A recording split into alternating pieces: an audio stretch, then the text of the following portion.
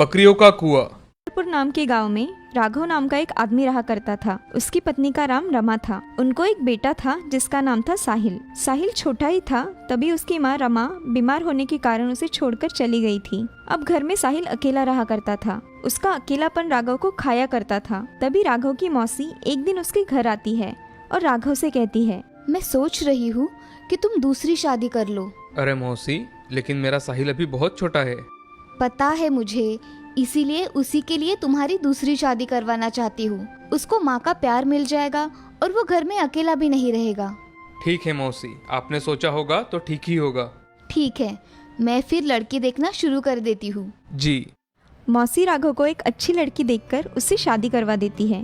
उसका नाम था लक्ष्मी। लक्ष्मी राघव से शादी करने के बाद उसके घर में बहुत अच्छे से रहने लगी थी। उसने साहिल को अपने बेटे जैसा प्यार दिया था। उसको कभी अपने माँ की कमी महसूस नहीं होने दी। अब दोनों घर में बहुत अच्छे तरह से रहने लगे थे। ये सब देख राघव भी बहुत खुश था। वह अब अपने काम में ज्यादा मन लगाकर काम किया करता था और बहुत तरक्की कर रहा था। अब शादी के 2 साल बाद लक्ष्मी को एक बेटी हुई। उसके आते ही घर में जैसे खुशियाई छा गई थी। अब राघव भी बहुत खुश रहने लगा था। अब ऐसे ही बहुत दिन बीत जाते हैं। लक्ष्मी की लड़की सुहानी अब स्कूल में जाया करती थी। साहिल और सुहानी एक दूसरे के साथ स्कूल जाया करते थे। साहिल उसको अपनी बहन की तरह मानकर उसकी अच्छी तरह से देखभाल किया करता था। ये सब देख लक्ष्मी भी बहुत खुश रहा करती थी। एक दिन लक्ष्मी अपने पति राघव से कहती है, हमारा घर अब कैसे भरा भरा लग रहा है ना।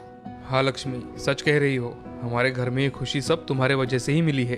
हाँ ठीक है, चलो बातें ही करते रहे तो खाना ठंडा हो जाएगा। ऐसा कहकर लक्ष्मी घर में जाकर खाना परोसती है और सभी खाना खाने के लिए बैठ जाते हैं। तभी सुहानी पिताजी से, पिताजी, मुझे स्कूल में जाने के लिए साइकिल चाहिए। अरे बिटिया, अभी तो हमने तुम्हारे भैया को भी साइकिल नहीं दी और तुम इतनी जल्दी मांग रही हो। हाँ, मुझे साइकिल सीखनी है, इसीलिए मुझे साइकिल चाहिए। अरे सुहानी बेटी, मेरी बात सुनो। हम ऐसा करते हैं, भैया को बड़ी साइकिल लेके देते हैं। वो तुम्हें भी स्कूल लेकर जाया करेगा। हाँ, ये ठीक है, मैं भैया के साथ स्कूल में जाऊंगी। ठीक है, तो फिर मैं तुम्हारे भैया को साइकिल लेकर देता हूँ और दिवाली तक तुम्हें भी नई साइकिल खरीद कर दूंगा। हाँ पिताजी, चलेगा। सभी खाना खाकर सो जाते हैं। ऐसे ही राघव अपने बच्चों की ख्वाहिशें पूरी करता है। अब एक दिन राघव घर में ही था, तभी उसे दिल का दौरा पड़ने के कारण राघव को लक्ष्मी अस्पताल लेकर चली जाती है। अस्पताल में जाकर डॉक्टर राघव का इलाज करवाते हैं। तभी लक्ष्मी डॉक्टर से, डॉक्टर साहब, ये ठीक होंगे या नहीं? आप कुछ बोल नहीं रहे हो। अभी मैं कुछ नहीं बता सकता, हमें जल्द ही ऑपरेशन करना होगा।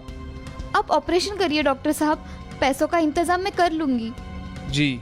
ऐसा कहकर डॉक्टर ऑपरेशन की तैयारी में लग जाते हैं। तभी राघव को दूसरा मेजर हार्ट अटैक आकर उसके अस्पताल में ही मौत हो जाती है। ये सब बात जब लक्ष्मी को पता चलती है तो वह चक्कर आकर वही गिर जाती है। अब थोड़े ही दिनों में लक्ष्मी घर की सब बागडोर संभाल लेती है। वह अपने बेटे और बेटी को कभी भी किसी चीज की कमी महसूस नहीं होने देती है। अब ऐसे ही कुछ साल बीत जाते हैं। अब साहिल और सुहानी बड़े हो गए थे। साहिल को एक अच्छे कंपनी में जॉब मिल गई थी और इधर सुहानी की पढ़ाई पूरी होने की वजह से उसकी माँ ने सुहानी के लिए एक अच्छा लड़का देखकर उसकी शादी करवा दी थी। अब उस घर में साहिल और उसकी माँ ही रहा करते थे। तभी, बेटा, मैं दिन भर घर में अकेली होती हूँ।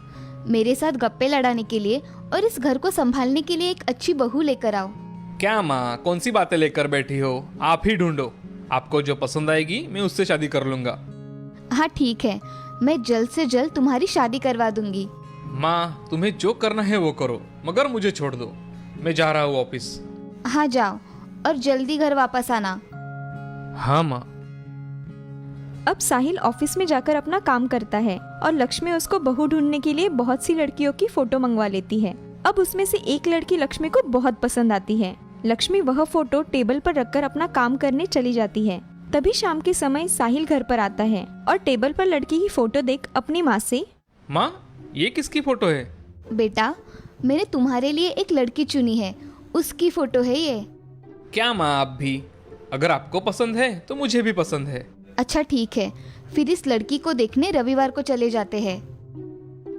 ऐसा कहकर साहिल वहाँ से चला जाता है। अब लक्ष्मी लड़की के माता पिता को फोन करके उनसे इस रविवार को वह मिलने आएंगे ऐसा बता देती है। अब लक्ष्मी और साहिल लड़की देखने चले जाते हैं। लड़की को देख साहिल बहुत खुश हो जाता है। उसे लड़की बहुत पसंद आती है। उस लड़की का नाम था चित्रा। सभी को चित्रा बहुत पसंद आती है। कुछ महीनों में ही साहिल और चित्रा की शादी हो जाती है। साहिल और चित्रा अब खुशी खुशी रहते हैं। तभी उसकी सास लक्ष्मी, अरे बहू, चाय तो ले आना जरा।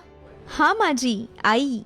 तभी चित्रा चाय लेकर वहाँ आती है और लक्ष्मी को चाय देकर चली जाती है। अब चित्रा और लक्ष्मी का दिन भर का समय बहुत अच्छी तरह से बीतता है। कुछ दिनों बाद चित्रा माँ बनने वाली थी। सारे घर में खुशियाँ छा गई थी। अब साहिल भी बहुत खुश रहा करता था। कुछ दिनों बाद चित्रा ने एक बच्चे को जन्म दिया। लक्ष्मी उसके पोते की देखभाल किया करती थी। उसे क्या चाहिए और क्या नहीं चाहिए ये सब देखती थी। उसकी जान बसती थी चित्रा के बेटे समीर में। जैसे समीर थोड़ा बड़ा हुआ तो समीर बहुत ही शरारत करने लगा था। वह किसी की कोई बात नहीं सुना करता था, मगर लक्ष्मी उसका पूरा ध्यान रखा करती थी। ये सब देखकर चित्रा बहुत जला करती थी। एक दिन चित्रा की दोस्त शीतल उसके घर पर आई थी। अरे चित्रा, ये तुम्हारी सास कुछ ज्यादा नहीं करती क्या? हाँ, मुझे भी ऐसा लगता है। वो समीर को कुछ ज्यादा ही अपने पास रखती है। चित्रा, ये तुम्हारी सगी सास थोड़ी ना है। क्या तुम जिंदगी भर इसका ही करती रहोगी क्या? ये बेटा तुम्हारा है, समझी? हाँ, तुम सही कह रही हो। चलो तुम मेरे साथ। अब देखो, चित्रा उसे लेकर घर में चली जाती है और माँ जी से, माँ जी मेरी सहेली आई है, आप कुछ खाने के लिए लेकर आएगी क्या? लक्ष्मी को चित्रा की ये बात सुनकर एक आश्चर्य का धक्का लगा, मगर शीतल के सामने होने के कारण लक्ष्मी ने कुछ नहीं कहा। वो अंदर जाकर उन दोनों के लिए कुछ खाने का सामान लेकर आई। अब लक्ष्मी को चित्रा का बदला हुआ रवैया पता चल रहा था, मगर उसे पता नहीं चल रहा था कि चित्रा ऐसा क्यों कर रही है। इसके बावजूद भी लक्ष्मी घर के सारे काम करके अपने पोती की देखभाल किया करती थी। मगर ये सब देख चित्रा के मन में बहुत अलग अलग ख्याल आते हैं। वह मन में ही सोचती है, इस बुढ़िया को सबक नहीं सिखाया तो मेरा नाम भी चित्रा नहीं।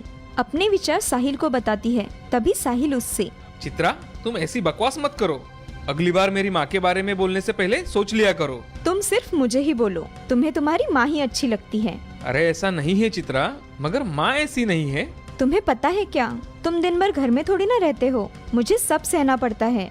अब मुझे सोने दो, बाकी की बातें कल करेंगे।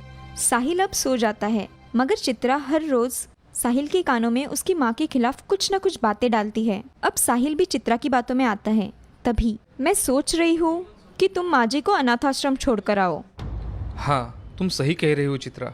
ये हर रोज की बातें अब मुझे बहुत परेशान कर रही है। ये सही फैसला होगा। हाँ, मैं यही सोच रही हूँ। ऐसा कहकर चित्रा वहाँ से चली जाती है। माँ, मुझे तुमसे कुछ बात करनी है। मैं देख रहा हूँ तुम्हारे और चित्रा के बीच बहुत नोकझोंक हो रही है। मुझे लगता है तुम्हें आश्रम में जाना चाहिए। हाँ माँ जी, हम आपको हर महीने मिलने आया करेंगे, आप चिंता मत करो। ये बात सुनकर लक्ष्मी की आंखें भर आती है और वह अपने कमरे में चली जाती है। और यहाँ चित्रा के मन में लड्डू फूट रहे थे। तभी साहिल चित्रा से, चित्रा, मुझे ये सब कुछ बहुत अजीब लग रहा है। कुछ अजीब नहीं है, यही सही है। इससे हमारा भविष्य अच्छा होगा। इधर लक्ष्मी अपने कमरे में आकर रोती हुई सो जाती है। तभी उसके सपने में राघव आता है। लक्ष्मी, मुझे माफ कर दो। तुमने मेरे बेटे को हमेशा सगे बेटे से भी ज्यादा प्यार किया और मेरे बेटे ने ही तुम्हें वृद्धाश्रम भेजने की तैयारी कर दी है। मैं बहुत शर्मिंदा हूँ, मुझे माफ कर दो। आप मुझसे माफी मत मांगिए, आपने कुछ नहीं किया। ऐसा कहकर लक्ष्मी की नींद खुल जाती है। तभी वह आजू बाजू में देखती है तो कोई उसे दिखाई नहीं देता। और उसी समय चित्रा को एक सपना आता है। सपने में, सासू माँ, आप मेरे घर से निकल जाओ। नहीं माँ, तुम दादी को इस घर से नहीं निकाल सकती। अगर तुमने ऐसा किया तो मैं भी तुम्हें तुम्हारे बुढ़ापे में घर से बाहर निकाल दूंगा। नहीं, ऐसा नहीं हो सकता। मेरा समीर मुझे घर से बाहर नहीं निकाल सकता, नहीं। ऐसा कहकर चित्रा चिल्लाते हुए नींद से उठ जाती है। ये सपना देख उसकी आंखें पानी से भर जाती है। चित्रा को उसकी गलती का एहसास होता है। तभी चित्रा लक्ष्मी से, माँ जी, मुझे माफ कर दीजिए। मैंने आपके साथ बहुत बुरा बर्ताव किया, मुझे माफ कर दीजिए। अरे चित्रा, ऐसी बातें नहीं करते। तुम्हें तुम्हारी गलती का एहसास हो गया है, यही बहुत है मेरे लिए। माँ जी, मैंने साहिल के मन में आपके प्रति बहुत बुरी बातें डाल दी। उसके मन में सौतेलेपन की भावना डाल दी। मुझे माफ कर दीजिए। ऐसा कहकर चित्रा जोर जोर से रोने लगती है और लक्ष्मी के गले लगती है। अब ये सब देख साहिल उसके पास आता है। साहिल, मेरे कहने पर तुम माँ जी को आश्रम भेज रहे थे ना? आज मेरे कहने पर माँ जी को हमारे घर में रहने दो। मुझे लग ही रहा था कि कुछ गलत फहमी हो गई है, मगर तुम सुनने के लिए तैयार ही नहीं थी, इसलिए मैं चुप हो गया था। मेरे बच्चों, तुम हमेशा खुश रहो, मुझे और क्या चाहिए। माँ, मैंने कल तुमसे जो कहा उसके लिए मुझे माफ़ कर दो। और माँ, तुम हमेशा मेरे साथ ही रहो। बेटे, मैं तुम्हारी सौतेली माँ हूँ, मगर मैंने कभी तुम्हें अपने बेटे से कम नहीं समझा और तुमने भी कभी मुझे ऐसे लगने नहीं दिया। आज के बाद हम खुशी खुशी रहेंगे। हाँ माँ। ऐसा कहकर साहिल, उसकी माँ, चित्रा और समीर सब एक साथ रहने लगते हैं।